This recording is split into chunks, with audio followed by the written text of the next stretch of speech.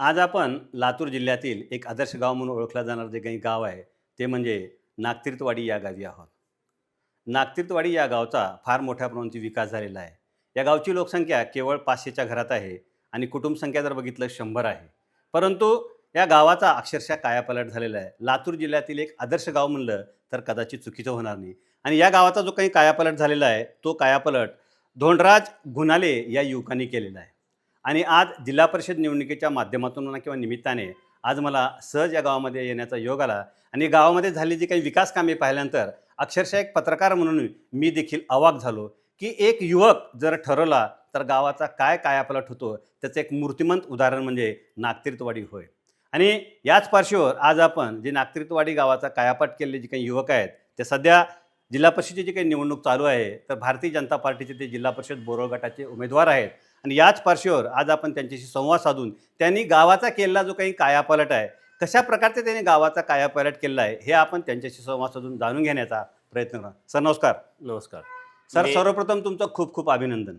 कारण आज मी जिल्हा परिषद निवडणुकीच्या निमित्ताने तुमच्या गावाचा फेरफटका मारला आणि छोट्याशा गावाचा तुम्ही केलेला जो काही कायापालट आहे ते कायापालट पाहून मला देखील खरंच तुमचं जे काही नेतृत्व आहे त्या नेतृत्वाचं हेवा म्हणा किंवा त्या नेतृत्वाचं कौतुक करावं तेवढं कमी आहे. धन्यवाद सर. काय सांगाल नेमकं तुम्ही तुमच्या गावाचा जो काही कायापालट केला आहे किंवा गावाचा जो काही चेहरा मोहरा बदललेला आहे किंवा गावाचा जो काही प्रचंड विकास केलेला आहे ते नेमकं हे सगळं तुम्हाला कसं शक्य झालं काय सांगाल तुम्ही आम्हाला? सर्वप्रथम नमस्कार. तुमच्या रसिक प्रेक्षकांसाठी माझा परिचय अगोदर मी करून देतो. मी धोंडराज किशनराव गुणाले, राहणार नागतीर्थवाडी, तालुका देवणी, जिल्हा लातूर. मी बोरोळ जिल्हा परिषद गटातून भारतीय जनता पार्टीकडून मी उमेदवार म्हणून उभा आहे आणि आज सर सहजच या ठिकाणी आलेले आहेत आणि त्यांनी हितगुज करायचं म्हणले पण आता एक त्यांचे जे नेमकी उत्कंठा आहे ती मला थोडीशी नक्कीच. त्यांच्याबद्दल मला चर्चा करायची आहे. तर एक छोटंसं गाव 110 कुटुंबसंख्या असलेलं छोटंसं नागतीर्थवाडी गाव, देवणी तालुक्यापासून 10 किलोमीटर अंतरावरचं हे गाव आहे. आणि सर खरं पाहता काय सामाजिक काम करत असताना समाजाने दिलेल्या जबाबदारीनुसार मी लोकांच्या आग्रहाखातर राजकारणात आलेलो आहे. माझा कुठला राजकीय माझं बॅकग्राऊंड नाही आहे. राजकारणाच्या अगोदर मला उत्सुकता तुमच्या समाजकारणाची. तुम्ही केलेलं जे काही समाजकार्य आहे ते सांगा अगोदर मला. माझा एक असा मूळचा स्वभाव आहे. मी सांप्रदायिक कुटुंबात आहे आणि मी स्वतः माळकरी आहे. त्याच्यामुळं गावातील सप्ताह असेल किंवा गावातील जे धार्मिक कार्यक्रम असतील त्याच्यामध्ये गणेशोत्सव आहे. 9 दिवसाचा गणेशोत्सव आमच्यात असतो सर. गेली 20 वर्ष झाला हा गणेशोत्सव आम्ही करतोय. आमची तरुण मंडळी करते. त्यामध्ये 9 दिवस गावाला गावजेवण असतं आणि प्रत्येकजण नवस बोलतो. दरवर्षी एक मूर्ती अर्पण गावाला करत असतं. मग ह्या माध्यमातून गेली 5-7 वर्ष झालं मी राजकारणासोबतच समाजकारण करतोय. त्यामध्ये प्रत्येक घराचं काही बचत व्हावी पैशाची म्हणून आम्ही एक छोटासा उपक्रम केला आहे पर्यावरणपूरक म्हणून की गणपती जे आहेत प्रत्येक घरात एक गणपती बसवावा लागतो. बरोबर. गणपती तर आपल्याला बसवणं गरजेचंच आहे पण त्याच्यामधून जे प्रदूषण होते ते टाळण्यासाठी आम्ही काय करतो की शाडूचे गणपती बनवण्याचं एक प्रशिक्षण ठेवतो 2 दिवस आधी. आणि त्या दिवशी गणेश उत्सवा दिवशी गणेश चतुर्थी दिवशी आम्ही शाडूच्याच मातीचे गणपती सगळे बनवतो आणि घरोघर तेच गणपती बसवतात. एकतर त्याच्यामधून प्रत्येक महिलेचे 100 रुपये 200 रुपये वाचतात आणि इको फ्रेंडली गणपती हा सुद्धा साजरा होतो. मग या असे छोटे छोटे कारण आहेत. जास्त फार मोठं तुम्ही म्हणताय तेवढा मी फार मोठा नाही पण झालेले जे काम आहेत लहान लहान गोष्टी ज्या गरजेच्या आहेत गावासाठी त्या आम्ही केलेल्या आहेत. आता गावाचा जो काही कायापालट झाला मी गावामध्ये तुमच्या फेरफटका मारल्यानंतर मला बऱ्याच जणांनी सांगितलं की गुणाले यांनी या गावाचा विकास केला. तर तुम्ही कोणत्या माध्यमातून गावाचा विकास केला त्याबद्दल काय सांगाल तुम्ही आम्हाला? याच्यामध्ये कसं आहे मी पाणी फाउंडेशनच्या माध्यमातून या क्षेत्रात आलो आणि समाजकारण करत करतच राजकारणात आलो. त्याच्यामध्ये गावाचा विकास म्हणजे काय तर गावाच्या ज्या मूलभूत गरजा आहेत पाण्याची सुविधा प्रत्येक गावात असतेच पण आम्ही काय केलं 100% घराला नळाद्वारे पाणी दिलेलं आहे. 100% प्रत्येक घरी नळानं पाणी जातं. काय पाणी पुरवठा कायमस्वरूपी पाणी पुरवठा कायमस्वरूपी पाणी पुरवठा योजना आहे. त्याच्यामध्ये आता 25 लाखाचा अतिरिक्त निधी आदरणीय भैयासाहेबांनी दिलाय. त्याच्यामध्ये परत विहिरीचं खोलीकरण असेल सोलार बसवायचं सुद्धा त्याच्यात नियोजन आहे आणि नवीन पाण्याची टाकी आणखीन एक मंजूर करून आम्ही घेतलेली आहे. त्याचं सुद्धा काम प्रगतीपथावर आहे. आणि त्याचबरोबर सर आम्ही छोट्या छोट्या गोष्टी जसं की मग तुम्ही सरपंच होता ग्रामपंचायतचे? हो मी बिनविरोध सरपंच होतो 2.5 वर्ष आणि आता माझ्या पत्नी सध्या चालू सरपंच आहे. म्हणजे 2.5 वर्षाचा तुमचा कालावधी, हा, त्याच्यानंतर आणि आता 2.5 दोन वर्ष वर्ष, 2 2-2.5 म्हणजे 5 वर्षामध्ये झालेली जी काही विकास कामे आहेत, प्रमुख विकास कामे, त्याबद्दल काय सांगाल तुम्ही आम्हाला? त्याच्यामध्ये मुख्यतः ज्या आपल्या सार्वजनिक इमारती असतील त्या आम्ही सगळ्या अगोदर सुरक्षित केलेल्या आहेत आणि सुशोभित केलेल्या आहेत. म्हणजे कसं असतं, आपण ज्या ठिकाणी बसतो तो परिसर स्वच्छ असावा लागतो, तरच माणसाचं काम करण्यात मन लागतं. म्हणून आम्ही ग्रामपंचायत जे आहे ते पूर्ण रंगरंगीटी करून त्याला POP वगैरे केलेला आहे आणि तिथे इंटरनेट सुविधा आहे, कम्प्युटरची व्यवस्था आहे, ISO नामांकित आहे आणि तिथं CCTV पण बसवण्यात आलेला आहे आणि ग्रामपंचायतवर सोलार बसवण्यात आलेला आहे, जेणेकरून वीजबिल मुक्त आमची ग्रामपंचायत झालेली आहे. त्याचबरोबर गावातील दुसरी सुविधा म्हणजे काय असते, शाळा आणि अंगणवाडी. जिल्हा परिषद शाळेला लोकांनी 3,60,000चा लोकसहभाग दिला आणि पूर्ण शाळा आमची बोलकी झालेली आहे. लोकसहभागातून एवढा निधी गोळा केला. आमच्या गावातले काही कर्मचारी आहेत किंवा व्यापारी वर्ग फारसा आहे बाहेर, 40-50 लोक असे आहेत. त्यांनी कुणी 10,000, कुणी 5,000, कुणी 7,000 अशी सगळ्यांनी देणगी दिली. एकतर आमचे सर आहेत कासले सर म्हणून, त्यांच्या वडिलाच्या आग्रहाखातर त्यांनी शाळेचं 25,000चं गेटच शाळेला दान केलं. म्हणजे ते मोडगळी चालतं ते त्यांनी दिलेलं आहे. आणि शाळा ISO आहे, ग्रामपंचायत ISO आहे आणि अंगणवाडी सुद्धा ISO आहे आणि त्या तिन्हीवरही सोलार बसवलेला आहे. मग तिन्ही वीज बिल मुक्त आहेत. आणि त्याचबरोबर कोरोना काळात जो आपल्याला ऑक्सिजनचा तुटवडा भासत होता, त्या अनुषंगाने आम्ही 2020 साली 121 महिलांच्या हस्ते वडाची झाडं लावली. 121 महिलाच का?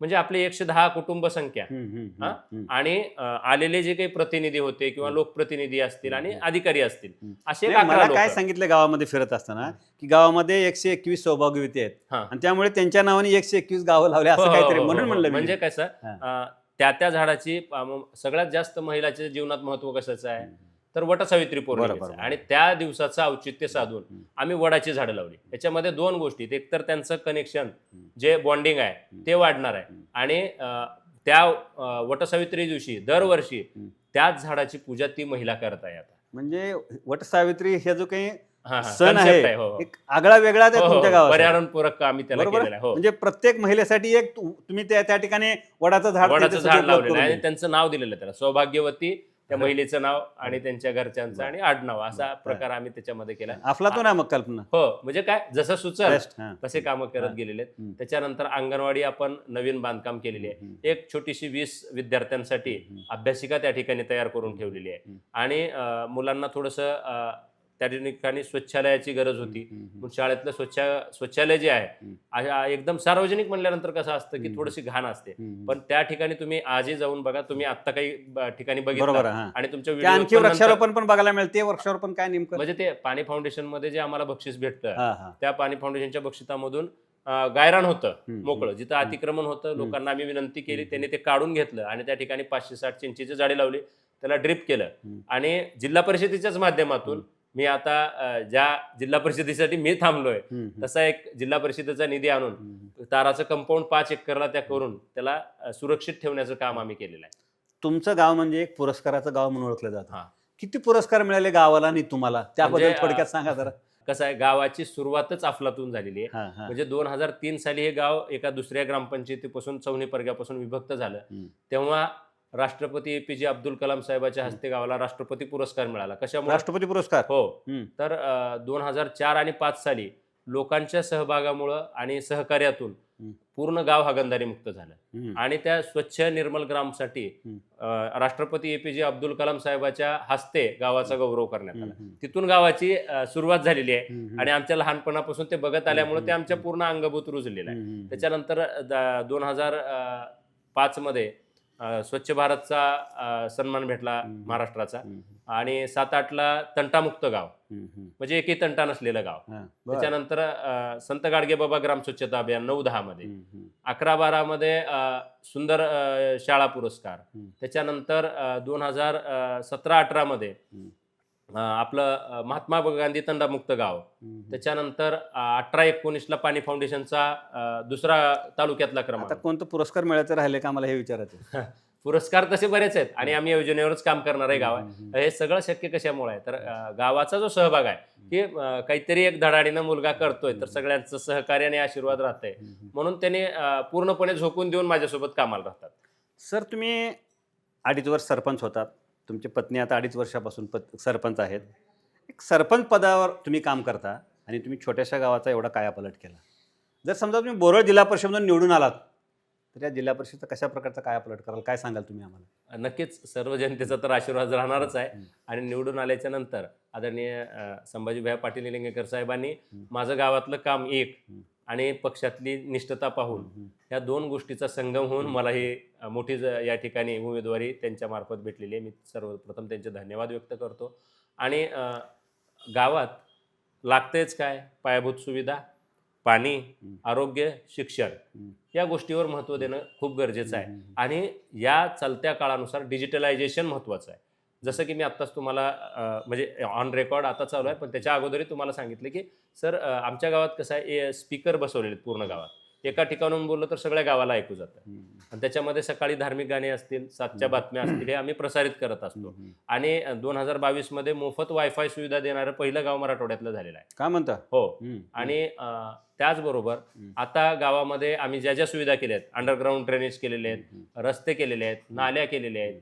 त्याच्यानंतर तुम्हाला आता सांगितलं की बाला उपक्रमाच्या अंतर्गत शाळा आम्ही डिजिटल केलेली आहे. शाळा फक्त डिजिटल करून ठेवलेली नाही, तर शाळेला पुरस्कार भेटलेला आहे. मुख्यमंत्री माझी शाळा सुंदर शाळा पुरस्कारात गाव तालुक्यात प्रथम आलेला आहे. आमच्या मुख्याध्यापकाला जिल्हास्तरीय पुरस्कार मिळालेला आहे. आणि स्मार्ट विलेजमध्ये गाव तालुक्यात आलेला आहे. आता जिल्ह्याच्या रेसमध्ये आहे परत दुसरी वेळेस.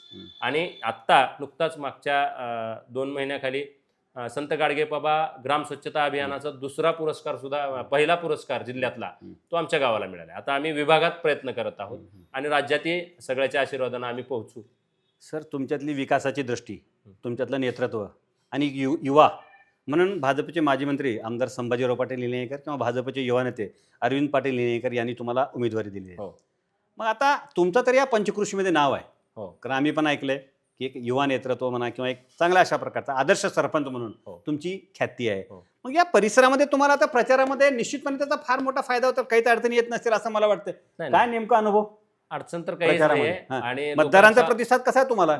मतदार काय म्हणतात, एक छोटं लहान गाव राहून जर हा माणूस एवढं करू मला तेच शकतो, म्हणायचं, तर मतदारसंघाचा काय आपल्याला हा नक्कीच करेल. त्याच्यामध्ये आता मी जसं गावात शाळा अंगणवाडी केलेली आहे, ग्रामपंचायत केलेली आहे, गावातल्या पायाभूत सुविधा, पाणी असेल, रस्ते असतील, नाल्या असतील आणि स्वच्छता असेल, आणि विविध शिबिरं आम्ही घेतलेली आहेत. आणि सर दरवर्षी आम्ही आदरणीय भैयासाहेबाच्या वाढदिवसाला गुणगौरव पुरस्कार ठेवतो विद्यार्थ्यांचा. आणि असे बरेच उपक्रम आहेत. त्याच्यामध्ये सगळ्यात महत्त्वाचं काम म्हणजे काय, तर सगळ्यात अडचणीचा सगळ्या सगळ्या शेतकऱ्यांना रस्ता महत्त्वाचा आहे. आधुनिकीकरण झालं, यांत्रिकीकरण झालंय, त्याच्यामुळे प्रत्येक शेताकडे जायला रस्ता लागतो. आणि तो रस्ता असला तरच आपली दळणवळण सुरक्षित राहणार आहे. असे 7 ते 8 किलोमीटरचे रस्ते मी आमच्या गावाच्या भोवताली बनवले आहेत. गाव छोटं आहे, पण गावाचे जिथं जिथं शेतकऱ्यांना रस्ते लागतील त्या ठिकाणचे रस्ते आपण बनवलेले आहेत. तसे पूर्ण रस्ते, शेतरस्ते जे असतील या मतदारसंघात आपण बनवू, अशा शाळा बनवू, अशा अंगणवाड्या बनवू. माझं गाव लहान असल्यामुळं उपकेंद्र या ठिकाणी आरोग्याचं नाही आहे, पण जिथं जिथं उपकेंद्र असतील तिथला दर्जा सुधारणा असेल किंवा जिथं नवीन लागणार आहे तिथं नवीन देणं असतील किंवा अन्य काही सोयीसुविधा असतील, त्या सगळ्याच आपण जिल्हा परिषदेच्या माध्यमातून, भैयासाहेबाच्या आशीर्वादाच्या माध्यमातून देणार आहोत. आणि त्याच्यात प्रामुख्यानं काय, तर शासनाच्या पूर्ण योजना माझं एक ध्येय आहे. आणि एक आईवडिलांच्या शिकवणीमुळं जे एक आपण प्रत्येक योजनेला योजना म्हणून पाहायचं नाही, तर एक संधी म्हणून पाहायचं. त्याच्यामध्ये प्रत्येक गावामध्ये विविध योजना राबवल्या जातात, पण आम्ही काय करतो, त्याला स्पर्धेत रूपांतर करतो. आता ई पीक पाहणी करणं हा शेतकऱ्याचा विषय आहे, पण याच्यात आम्ही स्पर्धा म्हणून पाहिलं, मराठवाड्यातलं पहिलं गाव ई पीक पाहणी करणारं नागतीर्थवाडी ठरलं. म्हणजे ही काही स्पर्धा होती का? नव्हती, पण त्याला आम्ही स्पर्धा बनवली. 100% पूर्ण करणारं गाव. त्याच्यानंतर विविध कृषीच्या योजना असतील, त्याच्यामध्ये खतं असतील, फवारणीची औषधं असतील, बी असेल, बियाणं असेल, हे मोफत शेतकऱ्यांपर्यंत आम्ही घेऊन आलो. कृषी विभाग तर देत आहे, आपण फक्त दुवा म्हणून पूर्ण गावाला त्याचा पुरवठा केला. त्याचबरोबर सर, आणि लहान लहान गोष्टी काय असतात की आपला गॅस आहे, महिन्याला एक गॅस तर साधारणतः लागतो. साधारणतः किती रुपये लागतात आपल्याला? साधारणतः सर 1000 रुपये लागतात. 1000 रुपये. मग आता 1000 रुपयाचे वर्षाचे किती झाले? 12,000 रुपये. तर आम्ही फक्त 8,500 रुपये शासनाच्या योजनेतून बायोगॅस घेतले आणि जवळपास 20 ते 25 घरी आज बायोगॅस लागलेले. त्याच्यामुळं काय होतं, 12,000 लोकांचे वाचले. गॅसचा जो धोका आहे तो सगळ्यात मोठा, जे महिलांचा जीव आहे तो सुरक्षित झालेला आहे. आणि सगळ्यात महत्त्वाचं, जनावरांचं जे शेण होतं त्यातली ऊर्जा निघत आहे आणि शेणखत किंवा गांडूळ खतासाठी राहिलेली स्लरी आम्ही ती वापरत आहोत. म्हणजे आता ही काही योजना आहे का? किंवा विकास म्हणजे काय असतो? विकास निरंतर चालणारी प्रक्रिया आहे. फक्त रस्ते केले, नाल्या केल्या किंवा आणखीन काही केलं असं नाही. आमच्या गावात जे गरजू लोकं होते, त्या 20 लोकांच्या मी संजय गांधी निराधार कमिटीवर भैयासाहेबांनी संधी दिल्यापासून 21 लोकांच्या पगारी केल्या. कोणाला झेरॉक्सचा सुद्धा ₹1 घेतलेला नाही.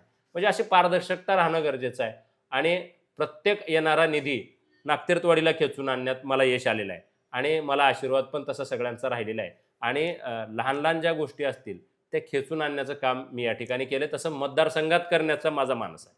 निलंगा विधानसभा मतदारसंघामध्ये देवणी हा जो काही तालुका आहे भारतीय जनता पार्टीचा बालेकिल्ला म्हणून ओळखला जातो आणि त्यामुळे साहजिकच या ठिकाणी जिल्हा परिषदेचे जे काही गट म्हणा किंवा जागा म्हणा कमी आहेत आणि त्यामुळे तिकिटासाठी प्रचंड स्पर्धा होती किंवा मोठी चुरस होती. असं असताना देखील बोरोळ जिल्हा परिषद गटामधून माजी मंत्री आमदार संभाजीराव पाटील निलंगेकर की युवा नेते अरविंद पाटील निलंगेकर यांनी तुमच्यावरती विश्वास व्यक्त केला आहे. त्यांच्याप्रती नेमक्या तुमच्या काय भावना आहेत? एक कार्यकर्ता म्हणून तुम्ही त्यांना खूप जवळून बघितला. हो. एक तर कसं आहे म्हणजे मी सांप्रदायिक कुटुंबातील आहे आणि वारकरी असल्यामुळं अक्कांशी माझी नाळ खूप जोडलेली आहे. अक्कांचा आशीर्वाद माझ्यावर आहे आणि आदरणीय आमचे मॅनेजमेंट गुरु मार्गदर्शक माझे सदाच भैयासाहेबांचं मार्गदर्शन अरविंद भैयांचं असं असतं की तू डिजिटलायझेशनवर भर दे आणि गाव लहान असल्यामुळं स्पर्धेत राहा, योजनेत राहा आणि लोकांचा सहभाग आहे म्हणून तू काम करत राहा. म्हणून त्यांचा एक आशीर्वाद आहे आणि एक तरुणाला संधी राहावं म्हणून एक त्यांनी माझा विचार केला आणि त्याचबरोबर महत्त्वाची गोष्ट कसं आहे माझ्या एकट्याचाच नाही तर जो कार्यकर्ता एकनिष्ठतेनं काम करतोय, बूथ लेवलचा जो कार्यकर्ता आहे, जो की गावात सगळ्याच्या हाकेला धावून जातो. आता माझ्यासोबतचे प्रमोद पाटील बूथ प्रमुखच आहेत. माझ्यासोबतच्या पंचायत समिती गणाच्या तळेगावच्या अश्विनीताई हंचनाळे आहेत. त्यासुद्धा बूथ प्रमुखाच्या पत्नीच आहेत आणि त्या स्वतः महिला सक्षमीकरणाचं काम करतात आणि त्या आता सध्या आमच्या तालुक्याच्या तालुका अध्यक्ष आहेत महिला आघाडीच्या. म्हणजे एक सामान्य कार्यकर्ता जो जीवाचा कार्यकर्ता आहे आणि खरंच लोकात राहतो, लोकांशी संपर्क असणारा आणि लोकांची कामं करतो, अशांना भैयासाहेबांनी संधी दिली आहे. असा विचार संभाजी भैयांनी माझा त्या स्वरूपातून केलेला आहे. म्हणून मी माझं दैवत आदरणीय अक्का, त्याच्यानंतर माझे मार्गदर्शक अरविंद भैया पाटील आणि संभाजी भैया पाटील या सगळ्यांचे या ठिकाणी आपल्या माध्यमातून मनपूर्वक आभार मानतो, धन्यवाद देतो. या मुलाखतीच्या माध्यमातून जिल्हा परिषदेचे उमेदवार भारतीय जनता पार्टीचे धोंडराज गुणाले नेमकं जिल्हा परिषदेतील मतदारांना निवडणुकीच्या पार्श्वभूमीवर किंवा मतदानाच्या पार्श्वभूमीवर काय आव्हान करतील या मुलाखतीच्या माध्यमातून? काय तुम्ही नेमकं आव्हान करणार मतदारांना? माझं एकच आव्हान राहणार आहे सर्व मतदारांना की येत्या ह्या निवडणुकीच्या काळामध्ये फक्त आपण काही आश्वासनाला, काही भूलथापांना बळी न पडता खरंच काम करणाऱ्या व्यक्तीला संधी आपण द्यावं, ही माझी एक अपेक्षा आहे. आणि हे बघा, राज्यात आमचं सरकार आहे, केंद्रात भाजपचं सरकार आहे आणि आता जिल्हा आणि तालुक्यात ही साखळी बनत आहे. बरोबर. म्हणून या साखळीशी आपण जोडावं आणि आणखीन योजना जसं की लाडकी बहीण असेल, राज्य शासनाची आपली चांगली चालणारी योजना आहे. त्याच्यानंतर घरकुल योजना असेल, त्यानंतर श्रावणबाळ योजना असेल आणि आता मोफत राशन देत आहेत मोदी साहेब, मोफत धान्य आहे, PM किसान आहे आणि मागेल ती योजना शासनाकडून मिळत आहे. मग ते शेततळे असतील, विहिरी असतील, गोठे असतील, त्याच्यानंतर कृषी विभागाचं यांत्रिकीकरण आहे, त्याच्यामध्ये ट्रॅक्टर असतील, शेतीची अवजारं असतील, या सगळ्या गोष्टी या शासनानं केलेल्या आहेत. 14पर्यंत जर तुम्ही पाहिलं सर, तर 14पर्यंत या गोष्टी फक्त कागदोपत्रीच होत्या. आता 14पासून आत्तापर्यंतच्या ह्या 10-12 वर्षामध्ये प्रत्यक्ष लाभार्थ्याच्या खात्यात पैसे जातात. अगोदर थर्ड पार्टी पेमेंट होतं, आता कसं आहे डायरेक्ट पेमेंट आहे.